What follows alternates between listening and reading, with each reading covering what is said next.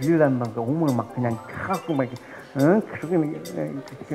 그냥 열받아갖고 막 씩거리다가 축도하면서 다음부터 그러지 마 이러는데 지금은 뭐 다 기가 빠져서 그런 거 아니에요, 여러분.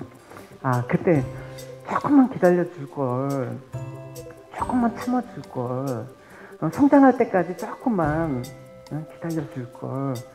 그런 후회들이 참 많았어요. 여러분한테 일일이 고백하지 못하지만 그나마 이렇게 좀 주님께서 다듬어서 조금 쓸까 하는 그때가 사실 지금이라고 생각을 해요, 여러분. 여러분 좋은 때 저를 만난 거예요.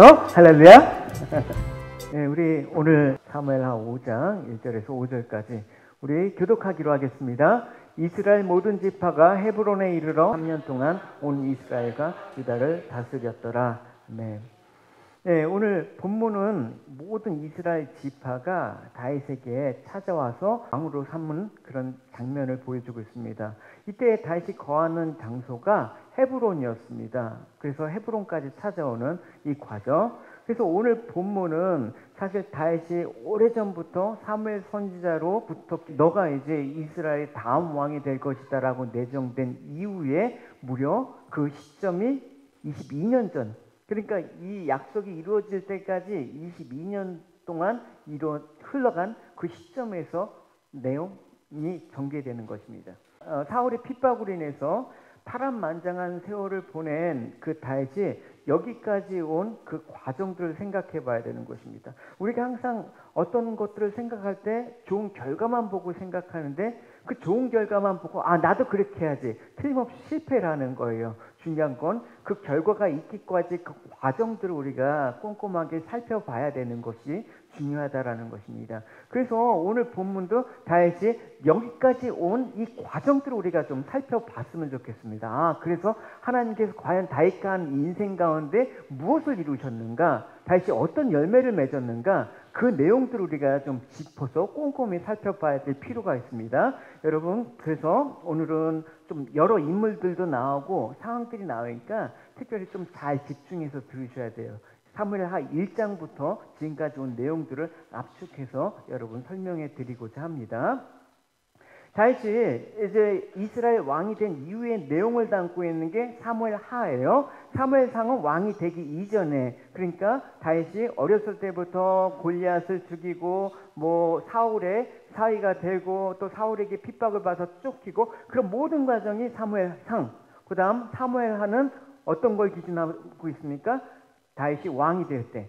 그럼 다윗이 왕이 됐다라는 것은 사울이 죽었다라는 것이죠. 그래서 사무엘하 1장 1절은 정확하게 구분을 짓고 있습니다. 언제부터 사울이 죽은 후에 다윗의 이야기가 시작되었다. 이게 사무엘하예요. 그래서 이스라엘이 이 상황을 보면 블레셋과 전투에서 패했습니다. 그리고 사울 왕이 죽었습니다. 아주 정치적인 소용돌이에 휘말리고 또 자신의 권력을 위해서 다윗을 죽이려고 했던 사울이 죽었으니까 이 이스라엘 온 국민들은 사실은 불안하고 오합지졸이 된 상태였단 말입니다. 그러면 여러분이 다윗 같았으면 어떻게 했겠습니까? 이때다, 하나님께서 주신 때가 이때다 하면서 사울의 죽음과 동시에 자신의 때가 왔음을 기뻐하면서 얼른 왕위를 차지하는 그런 수순을 밟을 법하지 않습니까? 근데 그러지 않았습니다. 그래서 사무엘하는 사울이 죽고 다윗이 바로 왕이 되었다, 이렇게 안 했다라는 것입니다. 그래서 죽은 후에 무려 오늘 본문 5장까지 건너온 그 과정들을 우리가 살펴봐야지 다윗이 어떤 마음으로 하나님의 기름 부음을 받은 왕의 자리에서 자신을 바라봤을까라는 그런 내용이 나와요. 그래서 이런 상황 가운데 다윗은 사울의 죽음, 또 자기의 절친인 요나단의 죽음을 슬피 울면서 애가를 지어 부릅니다. 이런 혼란 속에서 이제 있었는데 이때 다시 치고 나온 게 아니라 슬퍼하고 있을 때 정치적인 실세 중에 한 사람이었던 아브넬이라는 사람이 있었습니다. 누구요? 아브넬. 예? 다시 한번 이름 아브넬. 이제 성경에 이름하고 지명 나오면 우리가 되게 생소하고 이름 나오면 아예 그냥 마음을 닫는데 그러지 마세요. 아브넬. 그 아브넬이 누구냐면 그 이제 실권자였는데 사울 왕이 죽었을 때 사울 왕의 그 자녀들이 죽었는데 한 사람 살아남은 사람이 있어요. 그게 누구냐면 이스보셋. 예, 이스보셋. 예. 그래서 이스보셋이 살아남으니까 이제 유일하게 왕의 사실 적통자 아닙니까? 그러니까 아브넬이 다윗에게 권력이 가는 것들을 막으려고 이스보셋을 왕으로 삼는데 너무 어리고 뭐 어리버리해요. 그래서 이스보셋을 허수아비 왕으로 삼고 자기가 뒤에서 실권을 여전히 쥐고자 하는 그런 마음들 같습니다. 그래서 이 11개의 지파들을 선동해 갖고 야 우리 다윗과는 같을 수 없잖아. 그래서 11개의 지파로 따로 북이스라엘을 이렇게 형성하는 거예요. 그러니까 정권이 다윗 정권과 북이스라엘 정권 두 개로 갈라지게 된 계기가 바로 이 아브넬이 이스보셋을 옹립함으로 일어난 그 결과예요. 그러니까 마하나임이라는 곳에 이제 북이스라엘 정권을 세우는 거예요. 보시면 넬의 아들 아브넬은 사울의 군대 지휘관이었습니다. 아브넬은 사울의 아들 이스보셋을 마하나임으로 데리고 왔습니다. 아브넬은 그곳에서 이스보셋을 길리앗과 아술과 이스라엘과 에브라임과 베냐민 온 이스라엘 왕, 그러니까 11개 지파의 왕으로 세웠습니다. 그러니까 이 상황 가운데 다윗의 입장이라면 어떻게 하겠습니까? 사실 그 상황 가운데도 다윗이 얼마든지 왕권을 차지할 수가 있었습니다. 왜냐하면 이미 이스라엘의 모든 민심은 자기의 국계로 향하고 있었기 때문에 아직 그 정권, 마하나임에서 정권을 수립하고 이게 안정되기까지 시간이 필요하지 않습니까? 그러니까 마음만 먹은다면 다윗은 아브넬과 이스보셋을 얼마든지 제거하고 이스라엘 통일 왕국의 왕이 오르는 것은 너무나 어려운 일이 아니었습니다. 더군다나 다윗에게는 어떤 명분이었습니까? 하나님께서 사무엘 선지자를 통해서 기름을 부음 받았잖아요. 너가 다음 왕이다. 그러니까 완벽한 명분과 때의 타이밍이 있었어요. 여러분 이 부분에서 여러분 생각을 반드시 해봐야 되는 거예요.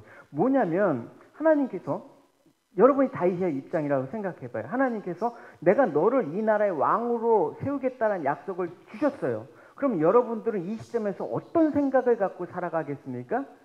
아마 하나님이 나를 왕으로 세우셨으니까 나는 왕이 될 몸이다 하면서 호시탐탐 왕이 될 때를 노리고 살았겠죠. 그래서 내가 왕이 될 그 타이밍 오면 내가 온 힘을 다해서 왕이 되리라. 하나님이 약속하셨으니까. 그래서 하나님이 약속하셨으니까 하나님의 약속을 위해서 내가 온 힘을 다해서 하나님 약속을 이루자. 틀린 말입니까? 맞는 말입니까? 틀렸다 맞았다 하기보다도 여러분 같으면 이게 맞는 것 같지 않습니까? 저 같아도 하나님 약속 주셨으니까 약속을 위해서 온 힘을 다해서 이루자. 그럼 다윗의 입장이 되면 여기서 온 힘을 다해서 이 북이스라엘을 다시 쓸어버리고 다시 통일 왕국의 왕이 될 그런 마음을 갖는 거. 그게 어떻게 보면 믿음의 사람이라고 할 수 있지 않습니까? 근데 다윗은 우리의 생각과는 달랐다라는 것입니다.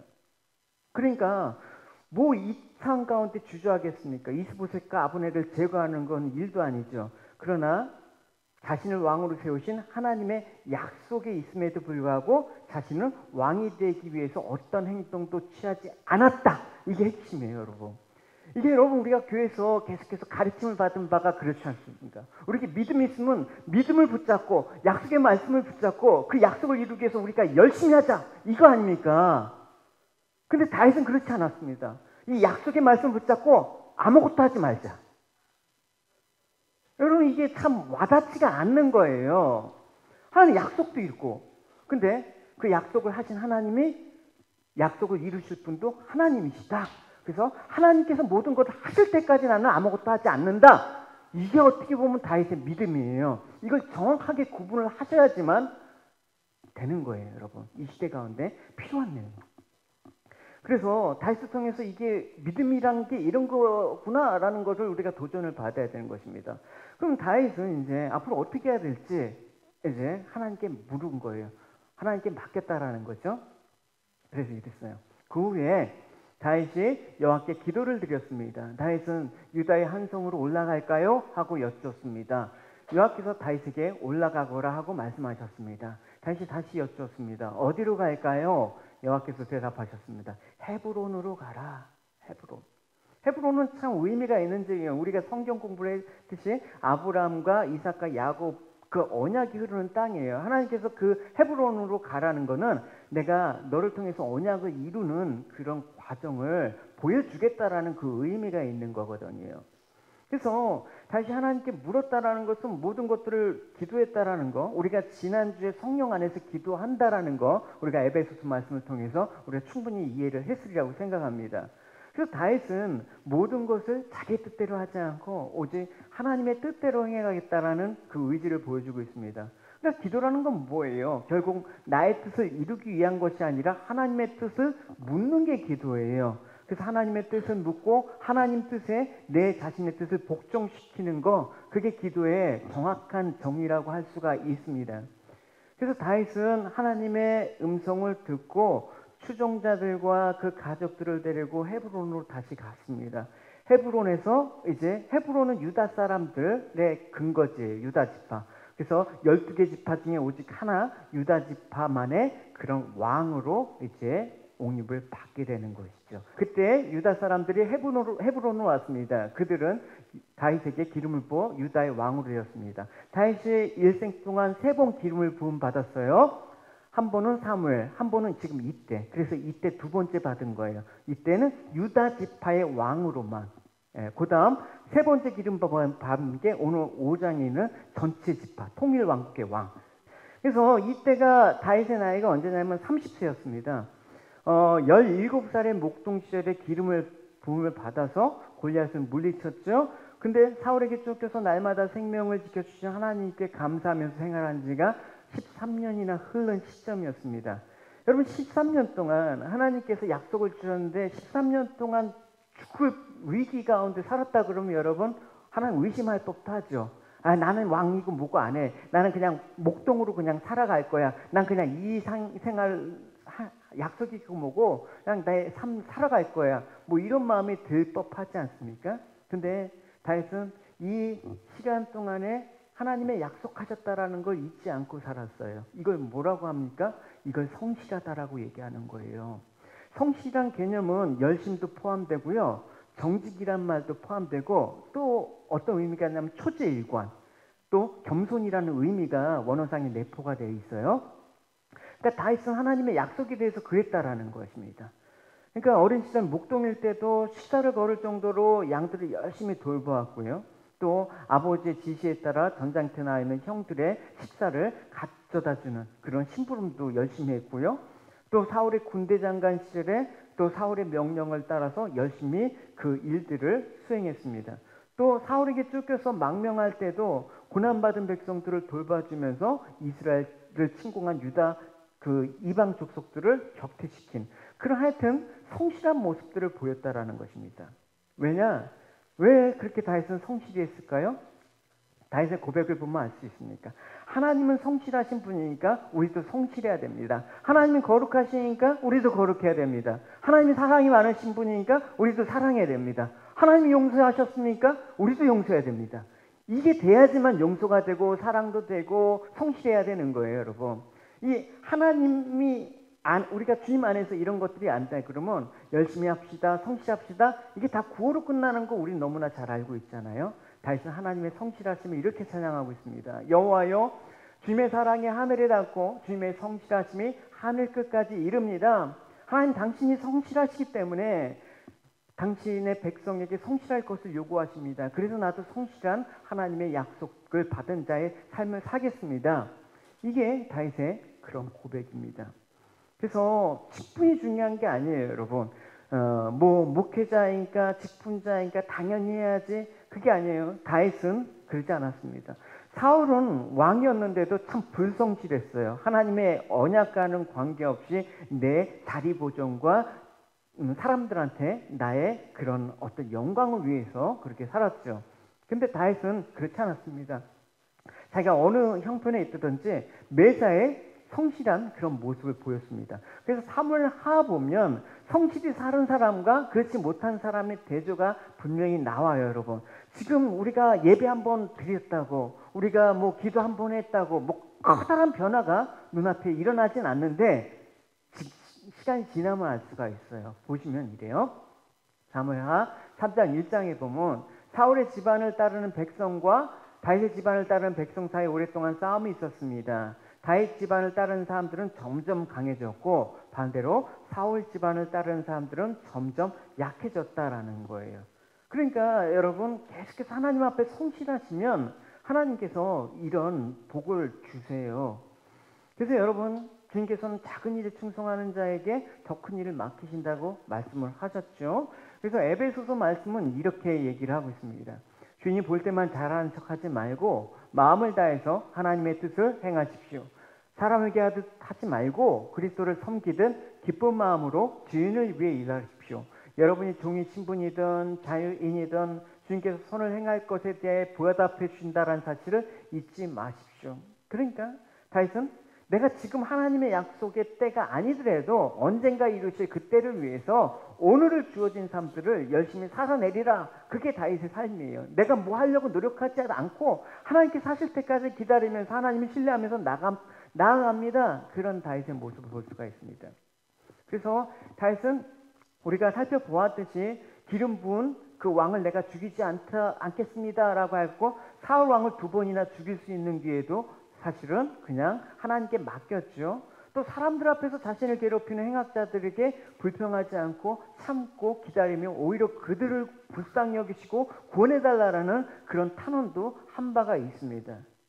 어찌 보면 다윗의 행적은 세상적인 관점에서 보면 되게 미련하고 아둔한 일이라고 아니할 수가 없습니다. 쉽게 말해서 지름길이 있어요. 왕이 될 수 있는 지름길이 있음에도 불구하고 지금 애써 먼 길을 돌아서 여기까지 온 다윗을 볼 수가 있는 것이란 말입니다. 그로 인해서 그는 많은 고난을 당했죠. 그러니까 사서 고생했다라는 말이 세상적으로 보면 맞아요. 그래서 사람들이 보면 왜 하나님의 약속을 받았음에도 불구하고 왜 그 약속을 이루기 위해서 노력하지 않았나 다윗을 책망할 수도 있습니다. 여러분 같으면 이 정도를 모르고 지름길을 택하였으면 어떻게 될 것 같습니까? 아마 더 빨리 왕이 될 수는 있었을 거예요. 네? 하나님이 다윗을 통해서 세우고자 하는 나라가 무엇인지에 대한 이해함이 없었을 거예요. 사울이 그랬잖아요. 하나님은 이스라엘이라는 나라를 통해서 하나님 나라가 뭔지 샘플로 보여주고 싶었단 말입니다. 진정한 이스라엘의 주인은 왕이신 하나님이시다. 그걸 대리해서 나타내야 되는 것. 그걸 신정통치라고 얘기하죠. 그러니까 신정통치의 그런 모습을 보여주기 위해서 다윗을 삼았는데 다윗이 멋대로 자기 방법대로 왕위를 차지하고 있었다 그러면 하나님의 약속을 받았다고 하더라도 그 약속을 올바로 수행할 수 있었을까라는 생각을 할 수가 있는 대목이죠. 아마 민심을 하나로 통합하고 강력한 통일국가의 모습을 갖추지 못했을 것입니다. 그래서 여러분 뭐든지 우리 한국 사람들은 빨리빨리 좋아하지 않습니까? 지름길로 가는 게 반드시 좋은 것만은 아니에요. 지름길을 가는 것보다는 사실은 정도를 가는 게 도리어 지혜로운 일입니다. 그러니까 여러분 어리석고 미련한 것 같지만 가장 지혜로운 그 일. 여러분 사업하는 사람들 보면 그런 유혹을 참 많이 받아요. 왜냐하면 사업하면 초조한 마음이 들거든요. 그래서 빨리 지름길을 택하는 경우를 말해요. 예를 들어서 이제 경비를 아낀다라는 명목으로 직원들 임금을 착취하거나 또 좋은 자재를 쓰지 않거나 심지어는 뒤를 받을 수 있는 공무원들에게 뇌물을 쓰거나 이런 사람들은 어떻게 보면 정도를 걷는 사람들에 비해서 빠르게 갈지 모르지만 나중에 문제가 생기면 크게 터진단 말입니다. 그러지 않고 느리게 가더라도 그냥 그 정해진 방법대로 살아가는 게 가장 좋고 가장 견고한 삶을 살 수가 있는 거예요. 그래서 하나님은 사울 왕이 죽었다고 해서 다윗을 바로 왕으로 세우지 않습니다. 왜? 다윗에게는 아직 준비할 이스라엘 전체 통일 왕국의 그 왕으로서 하나님을 대리할 수 있는 왕의 성품과 그런 모든 것들을 훈련시켜야 될 기간이 있었기 때문에 아직 스탑해라. 헤브론으로 가서 그냥 유다집 하나만 다스리면서 준비를 해라. 하나님의 계획은 그러셨을 거예요. 그래서 남쪽 왕으로만 등극을 했습니다. 그래서 7년 6개월 동안 헤브론에서 유다 지파만의 왕이 되는 것입니다. 이때부터 7년 6개월 동안 남북 간의 대립이 있었죠.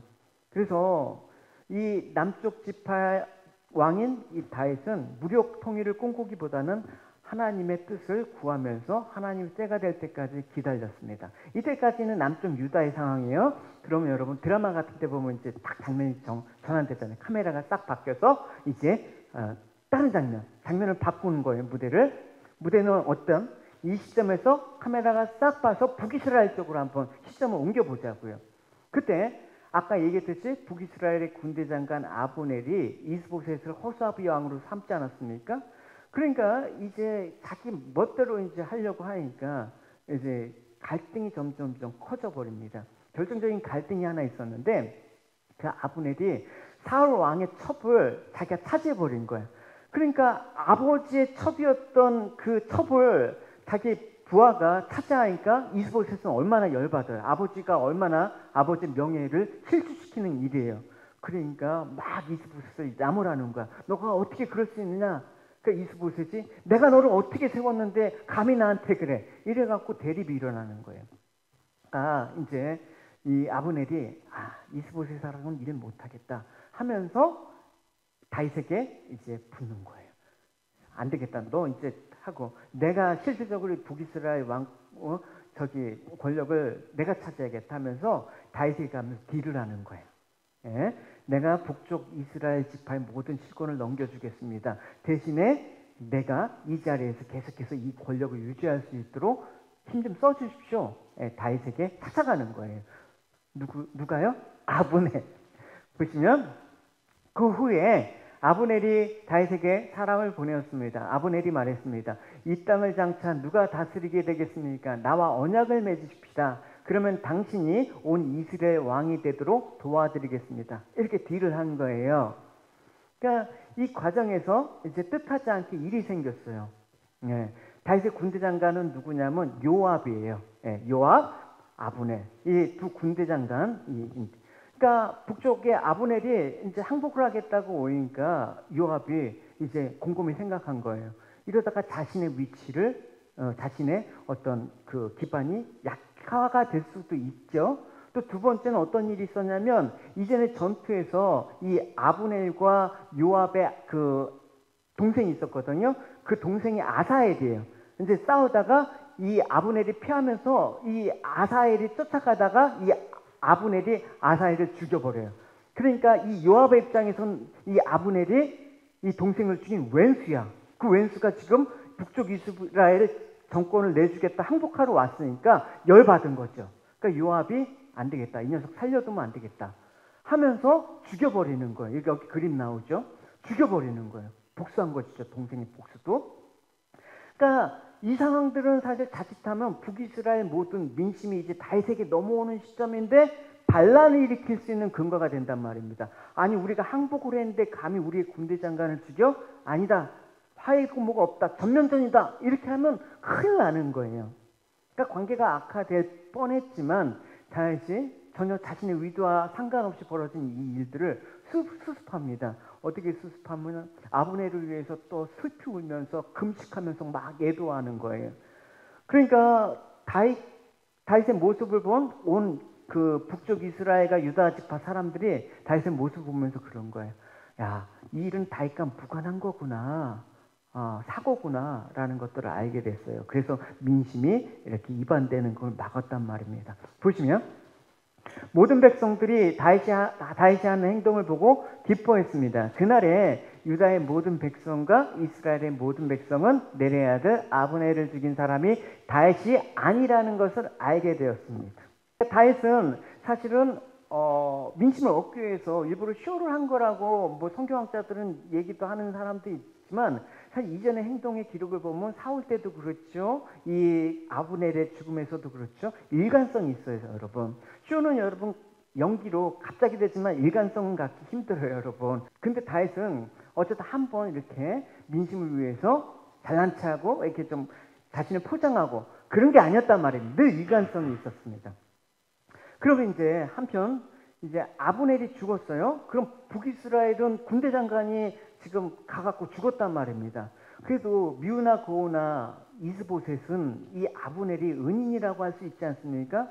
그러니까 북이스라엘 이스보셋은 불안한 거야. 어떻게 하지? 두려움에 떨고 있는 상황 가운데 그 신하가 있었어요. 신하가 레갑과 바하나라는 두 신하가 있었어요. 근데 이 두 사람이 이참에 이스보셋을 죽이자. 왕을 죽인 거예요. 그러면서 죽여갖고 이 목을 갖고 다윗에게 가는 거예요. 다윗에게 충성맹세하는 그런 장면을 볼 수가 있어요. 보시면 그들은 헤브론에 이르러 그 머리를 다윗에게 건네주었습니다. 그들은 다윗 왕에게 이렇게 말했습니다. 여기에 사울의 아들 이스보셋의 머리가 있습니다. 그는 왕을 죽이려고 하던 왕의 원수입니다. 오늘 여호와께서 사울과 그의 집안이 왕에게 한 일의 원수를 갚으셨습니다. 그러니까 이 레갑과 바하나 이 두 사람이 왕을 죽여갖고 목을 갖고 간 행위는 다윗에게 통하면서 어떤 보상을 받았겠죠. 그러니까 여러분, 이들의 생각은 뭐 지극히 합리적이라고 할 수 있죠. 사울이 원수 아니었어. 사울과 다윗은 서로 정적 관계이지 않았습니까? 그래서 이들의 머리를 갖고 가면 이 다윗은 틀림없이 우리를 받아줄 것이다, 인정해 줄 것이다, 잘했다고 할 것이다. 근데 다윗은 어떻게 했게요? 이들을 죽였습니다. 처형을 했습니다. 그러면서 어떻게 하냐면 이스보셋의 죽음에 대해서 또 애도를 합니다. 여러분, 그들의 행동이 다윗에게는 도움이 분명히 될 법한 일이에요. 근데 다윗은 그런 의미로 바라보지 않았다라는 것입니다. 하나님의 우리가 일에 있어서 하나님 믿는 우리에게 있어서도 바로 이 점을 우리가 생각해 봐야 되는 것입니다. 우리가 항상 초점 맞춘 건 뭐냐면 내가 뭐가 될 것인가, 나는 앞으로 무엇이 되었으면 좋겠다라는 거에 항상 초점을 맞춰요. 근데 여러분, 그렇게 초점을 맞추면 하나님의 믿음과 멀어질 수가 있다는 사실을 알 수 있어요. 내가 무엇인가에 대한 그런 관심에서 벗어나서 우리는 성도로서 예수 그리스도의 십자가 중심으로 살아야 됨을 늘 성경은 말씀하고 있습니다. 할렐루야. 그러나 그게 참으로 어렵습니다. 우리는 끊임없이 그런 생각이 들어요. 내가 무엇을 할까? 무엇이 될까? 이런 것과 끊임없이 싸워야 되지 않습니까? 그래서 관심을 자신이 세상에 어떤 존재가 되는 거에 관심을 두고 사는 것입니다. 그래서 하나님도 나를 이 세상에서 뛰어난 존재로 만들어 주시기 위해서 도와주셔야 돼. 그걸 포기하지 않아요, 여러분. 인간이 참 그게 힘든단 말입니다. 그러니까 우리가 다윗의 삶을 통해서 이걸 포기하는 다윗의 모습을 봐야 하지만 우리도 도전을 간단 말입니다.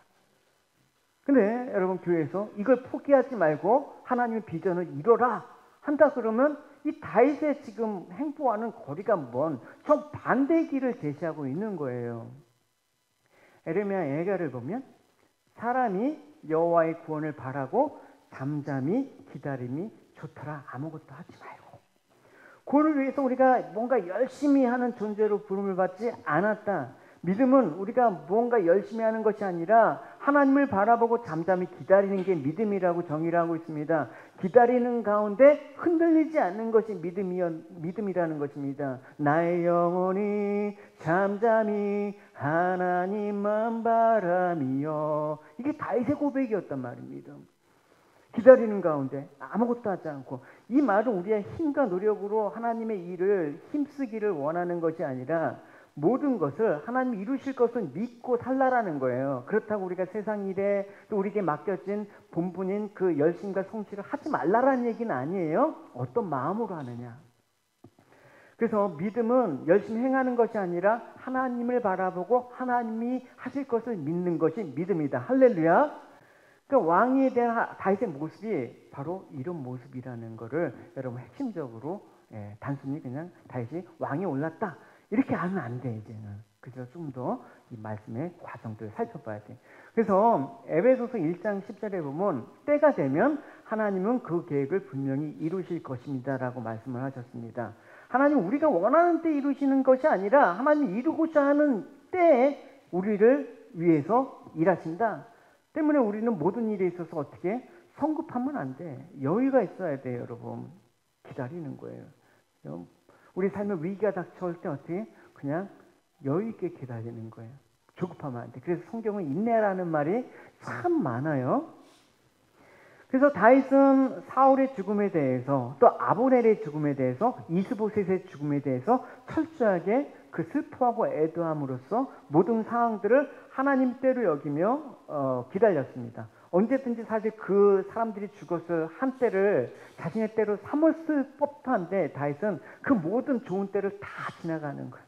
야, 기회를 놓치지 마. 네? 인생에 세 번의 기회가 온다. 그 기회를 한 번이라도 잡아야지 성공해. 이런 말 참 듣는데 다윗은 멍청하게 이 세 번의 기회를 다 흘려버렸어.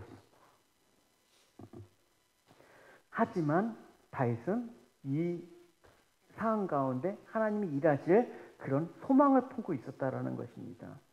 그래서 이제 이런 다윗의 성품을 보고 다윗이 모든 일들을 해나가는 거 보고 또 하나님이 다윗을 얼마나 사랑하는 걸 모르겠습니까? 여러분, 하나님이 나를 얼마나 사랑하시는데, 할렐루야. 여러분, 이 자부심 가져야 돼요.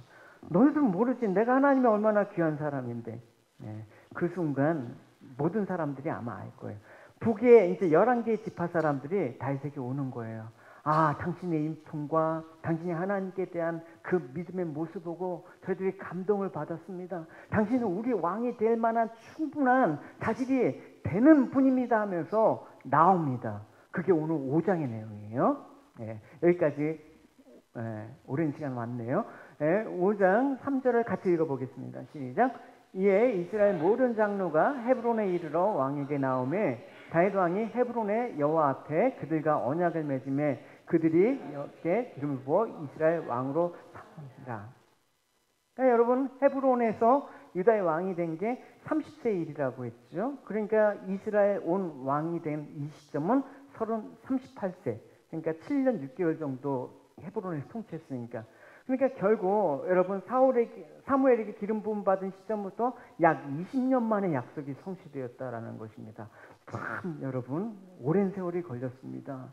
근데 이런 세월 속에서 다윗이 보여준 건 첫 번째 성실함, 두 번째는 조급함이 아니라 기다림. 할렐루야. 이 두 가지가 우리에게 너무나 이 시대 가운데 필요한 것 같아요.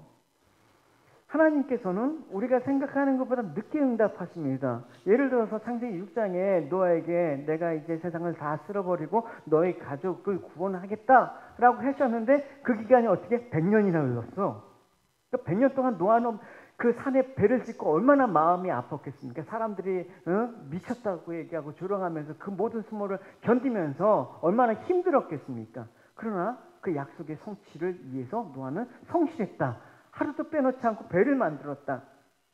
아브라함은 아들을 약속하신 하나님께서 얼마만큼 후에 이삭을 주셨습니까?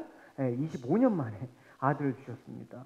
아브라함에게 또 내가 너를 통해서 하나님의 나라 이스라엘 국가를 세우겠다라고 했는데 그게 400년 걸렸습니다. 여러분, 그래서 또 뭐 예를 들어서 애굽의 종살이에서 출애굽하는 그 이스라엘 백성에게 빨리 가면 일주일이면 한 보름 정도만 가는 가나안 땅을 40년이나 걸리게 하셨습니다. 이 모든 것들이 기다림, 약속이 성취할 때까지 하나님의 때 그런 기간.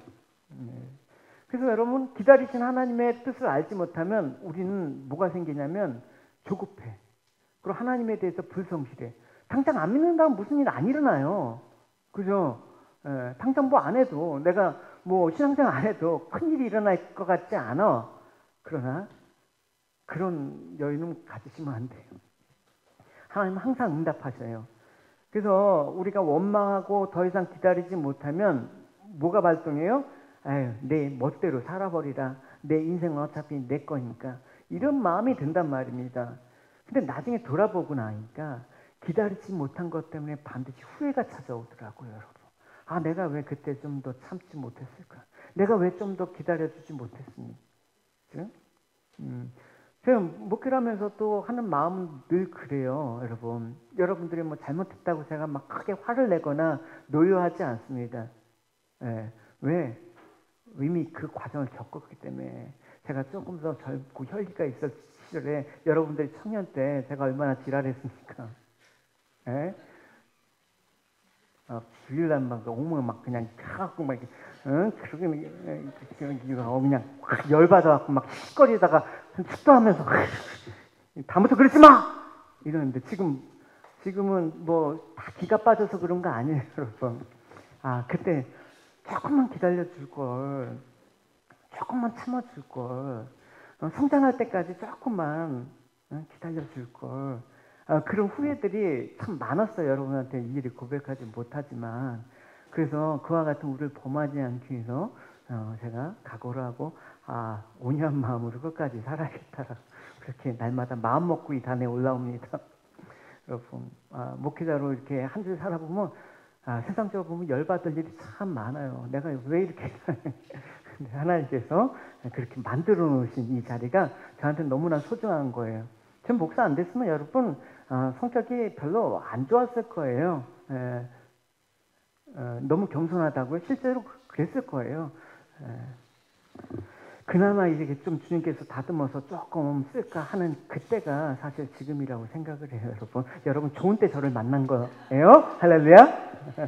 근데 이 아브라함도 기다리지 못해서 이렇게 그 후회된 그런 시절이 믿음의 사람도 있었어요. 아브라함도 하나님께 이삭을 약속을 받았는데 시간이 갈수록 자기가 나이가 100세가 되는데 무슨 수로 애를 낳을 거야. 그러니까 사라가 안 되겠습니다. 하나님 약속 받았으니까 어쨌든 낳기만 하면 되지 않습니까? 그래서 하갈 종하고 같이 동침하게 한 거예요. 누가 태어나요? 이스마엘이 태어나지 않습니까? 그러니까 믿음의 열매가 아니고 기다리지 못해서 태어난 육의 열매가 여러분 아브라함의 평생 발목을 잡는 거예요. 갈라디아에서 보면 이런 말도 있어요. 사람의 방법으로 태어난 아들이 약속을 태어난 아들을 괴롭혔듯이 지금도 그러합니다. 여러분. 하나님의 약속을 갖고 사는 우리들은 괴롭힘을 받아요, 여러분. 세상 가운데 무기력하다. 너희들은 아무것도 안 하고 뭐 하나님만 그냥 잠잠 믿고 바라보면 너희도 진짜 대책이 없구나. 뭐라도 해야지. 열심히 살아야지. 기껏 벌은 건 뭐 갖다 바치고. 그게 뭐 하는 거야, 바보 같은 녀석들아. 이런 핍박 안 들어요, 여러분? 이스라엘의 초대 왕이었던 사울도 기다리지 못해서 복을 박찬 경우 아닙니까? 왕이 된 지 2년째 된 그 해 블레셋 사람들이 쳐들어왔습니다. 그때는 전쟁은 하나님께 속한 것이기 때문에 제사장이 와서 반드시 하나님께 묻고 제사를 드린 다음 전쟁을 수행했는데 사무엘이 오기로 했는데 시간이 지나도 않아. 그러니까 조급한 마음에 사울이 자기가 제사를 드려버렸네. 그러니까 이 사건으로 인해서 결정적으로 사울왕이 버림을 받은 계기의 시발점이 된 거 아니에요. 물론 회개를 안 해서 버림을 받은 거지만.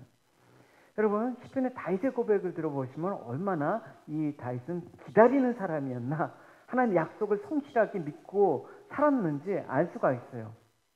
보시면 주의 종에 대해 하신 말씀을 기억하십시오. 주께서 내게 소망을 주셨습니다. 주의 약속이 나의 생명을 보존합니다. 이것이 내가 고통 가운데 있을 때 내게 위로가 됩니다. 교만한 자들이 한없이 나를 조롱합니다. 그러나 나는 주의 법으로부터 돌아서지 않습니다. 할렐루야. 이것이 다윗의 믿음이에요. 나를 조롱하고 나를 핍박하더라도 나는 하나님의 주신 약속의 말씀을 기다리면서 말씀의 성취 때를 기다립니다. 할렐루야. 이게 믿음입니다. 그래서 2절에 보면 그 장로들이 이렇게도 얘기했어요. 여호와께서 왕에게 말씀하시기를 내가 내 백성 이스라엘 목자가 되며 내가 이스라엘의 주권자가 되리라 하셨습니다. 그러니까 결국 이 고백은 뭡니까? 다윗 당신을 통해서 하나님의 약속이 이루어졌습니다. 이 고백이에요. 이게 무려 22년이나 시간이 걸린 시점이라는 것입니다. 이 말씀에 대한 적용은 우리에게도 동일한 거예요. 그래서 우리의 관심은 하나님의 말씀을 향해야 되며 또 하나님의 말씀을 이루어지신 그때를 소망하면서 살아야 되는 거예요. 할렐루야. 지금 뭔가 안 일어나도 여러분 실망하지 마요. 안 일어날 수 있어요. 내가 기도했는데 하나님께서 아무 말씀도 안 하시거나 엉뚱한 일이 일어날 수가 있어요. 그러나 그건 하나님의 약속에 성취와는 무관한 거예요. 그냥 기다리면 돼요. 할렐루야. 전도서에 보면 하늘 아래 모든 일이 정한 때가 있고 시기가 있는 법이다 라고 얘기해요. 쭉 이게 말씀하신 때 날 때도 있고 죽을 때도 있고 심을 때도 있고 심은 것을 뽑을 때도 있고 죽을 때도 있고 고칠 때도 있고 울 때도 있고 웃을 때도 있고 슬퍼할 때도 있고 춤출 때도 있고 수많은 때를 전도서에서는 얘기를 하고 있습니다. 그러니까 모든 세상의 일은 이 시간, 때라는 원칙에서 벗어나지 못합니다. 시간은 누가 창조하셨습니까? 나를 창조하신 거는 하나님이시잖아요. 모든 시간은 우연히 생기는 게 아니에요. 하나님의 창조물. 그래서 시간도 하나님의 영역이란 말입니다. 그 시간을 하나님께서 그 시간에 뭔가 일을 하셨다? 그 뜻이 반영되고 의지의 결과가 시간 가운데 이루어진 거란 말입니다. 우리가 인생을 살아가는 그 시간의 개념이 바로 그런 거예요. 우리가 태어나서 죽는 거, 병들고 건강한 거 모두가 우연입니까? 하나님의 작정하신 때에 일어난 것입니다. 그러니까 여러분 그때 맞춰서 나는 항상 하나님께서 살아가는 그 성실과 기다림으로 살아가면 됩니다. 그러니까 다윗은 그때를 위해서 스스로 아무것도 한 게 없었다라는 거예요. 네. 여러분 마음이 한결같지는 않을 거예요. 제가 여러분들이 있을 때 여러분 주님 앞에 나왔으니까 우리 기쁜 마음으로 찬양합시다. 사실은 마음의 상태가 다 다른데 이 중에는 정말 하나님을 막 뛸 때 다윗처럼 춤을 추면서 이렇게 하는 사람도 있고 뛸 기분도 아니고 그냥 예배드릴 기분도 아닌 사람들이 있을 거예요. 감정이라는 게 있잖아요. 그러나 중요한 건 뭡니까? 그것도 하나님께서 내게 주신 것이다면서 올려드려야 되는 거. 할렐루야. 예, 제가 미술관 가는 거 좋아하잖아요. 가끔 머리 복잡할 때 이렇게 미술관 가서 그림 보는 거 좋아해요. 그때 미술관 가운데 섹션에 보면 인상파 화가들 섹션이 있어요. 보면 그 모네가 이제 그 일화가 있잖아요. 유명한 일화. 모네가 이제 미술 작품 그 대회에 자기 작품을 내놨는데 그 심사관들이 보면서 모네한테 그 작품을 반려시킨 거야. 당신 작품은 심사할 수가 없습니다. 왜요? 그러니까 아니 어떻게 그리다만 걸 갖고 와요? 완성시켜갖고 다시 갖고 오죠. 그래갖고 모네가 그 실망하면서 작품을 도로 갖고 왔습니다. 그게 해돋이거든요, 여러분. 그 인상파가. 근데 그 그림 보면 뭐가 희미해, 가물가물해. 뭐 아지랭이 낀 것 같이 뭐가 해돋이하면 이렇게 선명하면서 이게 찬란한 막 그 햇빛이 비춰대고 막 그런 느낌이 아니야. 이게 뭐 몽상 가운데 그 느낌으로 그린 거예요. 모네가 아침에 일어났을 때 막 정신이 딱 좀 부시체 같고 눈을 비비면서 이렇게 해가 뜨네 이런 느낌으로 그린 거예요. 그게. 그러니까 그때 모네가 그린 그 마음의 상태를 반영한 게 그 그림이에요. 근데 제3자가 보기에는 그거 틀렸네. 그게 왜 틀렸어요? 그때 그린 그 그림에 자기의 감정, 마음의 상태를 표현한 건데 그게 이제 그러니까 모네가 열받아 갖고 우리 이런 풍으로 떨어진 사람만 따로 전시하자 갖고 그 낙선한 사람들만 모인 그 작가 그게 인상파랍니다. 그 인상이라면 그때 당시에 나의 마음과 생각들 이런 것들을 느꼈던 것들을 화풍으로 그려낸 그러니까 되게 명확하지가 않지요, 여러분. 그러나 여러분 우리 감정이 그거예요. 내가 하나님 앞에 나가는데 좀 깊은 마음 슬픈 마음 이런 명확하지 않는 감정들이 사실 있어요, 여러분. 한 주일 동안에 살아가면서 온갖 것들이 이렇게 다 묻어나오잖아요, 여러분. 남을 미워했던 막 그런 마음들, 질투, 막 시기심, 분노, 또 잘 살아보려고 마음 가졌던 그때 이 모든 때를 갖고 우리가 하나님 앞에 나오잖아요, 여러분. 그거 다 하나님께서 작품으로 만들어 주십시오. 할렐루야. 다윗은 그런 거예요. 시편에 보면 다윗의 감정이 얼마나 많이 토로돼요. 막 하나님 앞에 원망도 하고 대적들 향해서 뭐 슬퍼하고 막 그냥 분노도 하고 근데 하나님께서 그 모든 때를 이뤄서 드디어 너가 이 약속을 성취할 때를 본 거예요. 보시면 이래요. 4절과 5절 드디어 이 일이 이루어진 거예요. 같이 읽어봅시다. 다윗이 나이가 30세에 왕이 올라 40년 동안 다스렸을 때 헤브론에서 7년 6개월 동안 유다를 다스렸고 예루살렘에서 33년 동안 온 유다를 다스렸더라. 얼마나 오랜 시간을 걸렸어요. 헤브론에서 7년 6개월 또 온 이스라엘 왕으로 예루살렘에서 33년 그러니까 40년 6개월 동안 왕 노릇을 했단 말입니다. 그러니까 여러분 40년 동안 왕 노릇한 거예요.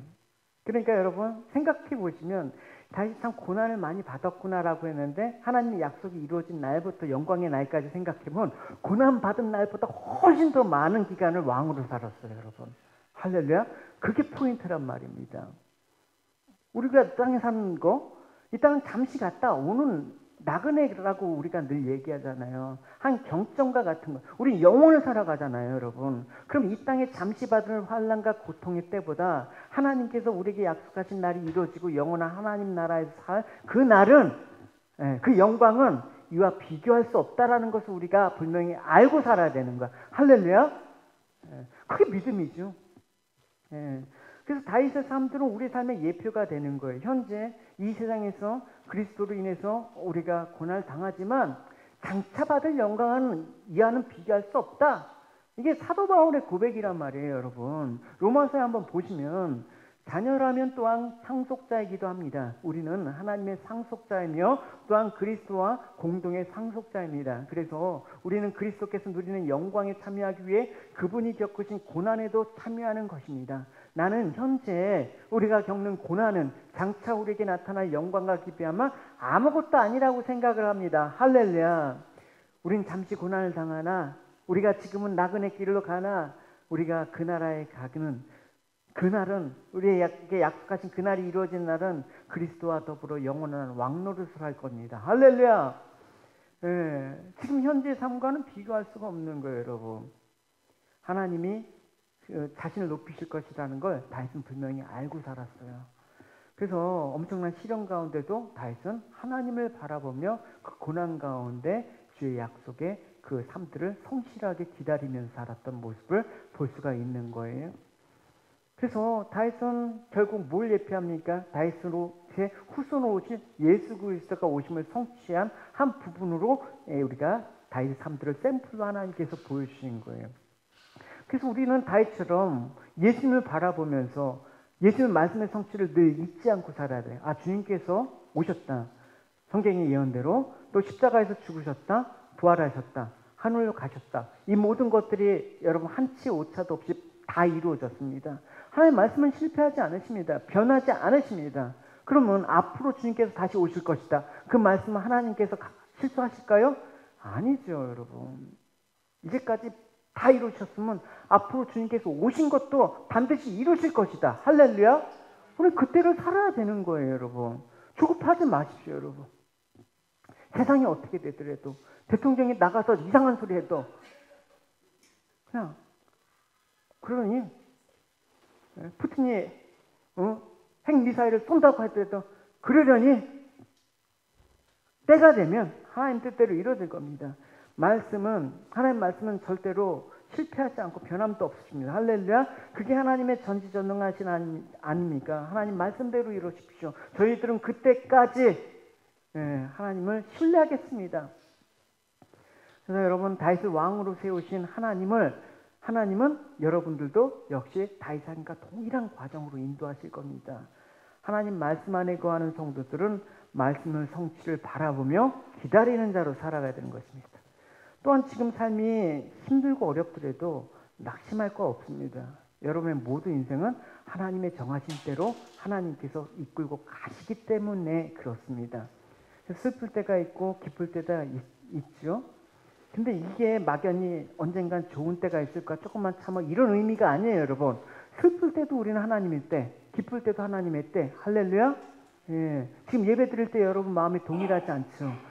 지금 온갖 걱정이 있고 힘든 여러분 마음 가운데 있는 지체도 있을 거예요. 그것도 하나님이 주신 때. 할렐루야. 큰애가 지금 그 장례 예배에 참석하고 있어요. 자기 친한 친구 아버지가 엊그저께 돌아가셨어요. 그래서 되게 슬퍼하면서 어제 울면서 통화했어요. 그래서 오늘 발인 예배하고 그 장례식까지 그 교회에서 예배 드리고 아빠 오늘 그 교회에서 예배 드리게 하고 그러라고 했습니다. 그때 어떻게 할 거예요, 여러분? 나는 그러지 않길 원하는데 그런 때가 있는 거 어떻게 할 거야? 그럼 원망하면서 하나님 신뢰하지 않을 거예요? 그럴 수 없는 거예요, 여러분. 언젠가는 죽겠지. 그런 이 땅에 그런 헛된 기대 이런 거 갖지 마시고, 때가 있다는 건 모든 때는 하나님께서 주권에 따라 이루실 것이다. 그래서 지금 형편과 환경을 내가 원하는 대로 하지 마시고 하나님께 맡기시는 그런 모습이 여러분이 되으셨으면 좋겠습니다. 최고의 믿음은 뭐냐? 하나님이 해나가시는 일임을 알고 그 자리에서 고이 하나님을 바라보고 의지하며 살면 되는 것입니다. 할렐루야. 누가 뭐래도 너희 교회는 왜 그렇게 일도 하고 이거 전도 집회하고 전도 폭발 운동도 하고 그렇지. 누가 뭐래도 우리는 그냥 우리가 갈 길을 가면 돼. 하나님만 보면서 가면 돼. 무엇보다 중요한 거는 하나님이 오실 때가 반드시 있다. 정한 때가 오면 주님이 오심으로써 자기 백성을 부르시고 눈물로 씻겨주시고 위로하시고 이제 우리에게 왕노릇한다. 이 말씀 기억하세요. 계시록 성경 마지막 부분입니다. 그들은 하나님의 얼굴을 볼 것이며 그들의 이마에는 하나님의 이름이 기록될 것입니다. 그곳에는 밤도 없고 등불이나 햇빛이 필요 없을 것입니다. 주 하나님께서 그들의 빛이 되시고 그들은 거기서 영원히 왕처럼 살 것입니다. 할렐루야. 그래서 여러분 신분을 잊지 마십시오. 왕의 신분으로서 이 땅에 살아가는 것입니다. 다윗을 왕으로 세우듯이 여러분들도 반드시 하늘나라의 왕노릇하게 하실 그날이 있을 것입니다. 할렐루야. 그래서 우리를 이렇게 얘기하죠. 로열 패밀리. 엘리자베스 2세의 그 죽음만 왕가의 그게 아니라 우리도 왕가예요, 여러분. 자부심을 가지세요. 그때가 되면 분명히 결정 날 거예요. 누가 진정한 승리자인지. 그때가 되면 분명히 판가름 날 거예요. 그러니까 여러분, 낙심하지 마시고 교만하지도 마시고 내가 하나님 때 안에 들어가 있다. 이 때를 우리는 살아가는 거, 그게 행복이다. 할렐루야. 여러분 모든 일들이 하나님 때가 되었기 때문에 지금 이 자리에 있는 거예요. 하나님의 때가 되었기 때문에 나에게 이런 자녀를 주신 거예요. 하나님의 때가 있기 때문에 오늘 저와 여러분이 만난 거예요. 그 때 때문에 이루어진 거예요. 그러니까 여러분 조급해하지 마시고 계속해서 여러분 남은 평생의 그 삶들을 하나님 바라보기 힘쓰십시오. 뭔가 되어지는 것에 목적 두지 마시고 다윗처럼 하나님이 이루실 때까지 하나님 중심으로 살아가기 힘쓰시는 저와 여러분이 되시기를 주님의 이름으로 축원합니다. 우리 같이 기도하실 때 기도합시다. 하나님, 오직 인생의 길이 우리에게 있지 않고 하나님께 있음을 알게 해주셔서 감사합니다. 하나님 약속하신 때 하나님께서 이루실 그 날을 아버지 사모하며 저희들 계속해서 성실하고 또 인내하며 기다리는 그 삶 살 수 있도록 도와주십시오. 우리 같이 기도하도록 하겠습니다. 기도하겠습니다.